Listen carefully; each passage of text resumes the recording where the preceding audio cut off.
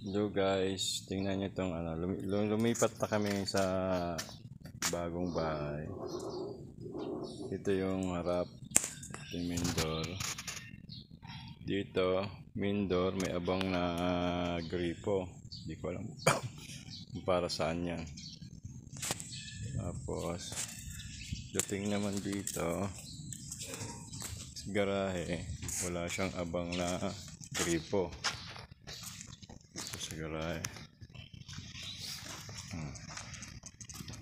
wala siyang abang na gripo sa garahe. Tapos dito naman sa laundry area wala rin gripo, wala rin. Tapos yung downspout nya wala rin floor drain dito. Yan. Dito wala downspout, walang floor drain. Hindi alam saan siya dada ng tubig niya pag umulan. Naglaba ka, wala rin floor drain. Tapos dito naman sa loob, dito ang daming outlet, daming outlet dito sa bandang kabila. Ayan, outlet. Ayan dito ang outlet. Doon sa sulok may outlet.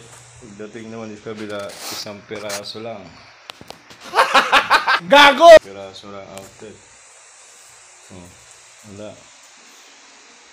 Kaya yung gawa na yan. May engineer pa rin ditong kabantay. Architect, engineer. Pero bakit nandito lahat ng outlet sa kabila hanggang sa silong hagdan? Pagdating dito sa CR, bakit ganito nakatapat dito yung clean out? Isang lalim pa ng gripo, hirap magbukas pa rito. Dikit na yung daliri pag binuksan. No? Pero ito yung inaano ko, ba't yung clean out nakatapat dyan sa gripo? Kaya pagkabit, ilagay mo na ito, timba, wala, tagilid. Ang galing! Ang galing! Tagilid.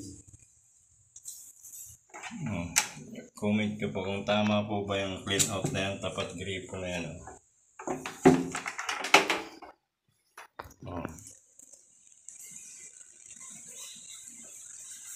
Sa mga floor drain sa ano, wala downspout, walang daan ng tubig, wala kung saan tatapon yan. Mas mataas yung garahe.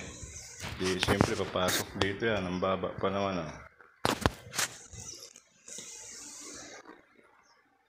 Dito sa taas yung ilaw naman na hagdan, hindi nakasintro. Wala ko ba nang in-approve ng engineer yan eh. Ang galing! Ang galing! Higig na yan. Yan ang naabutan namin dito paglipat. Kaya yung mga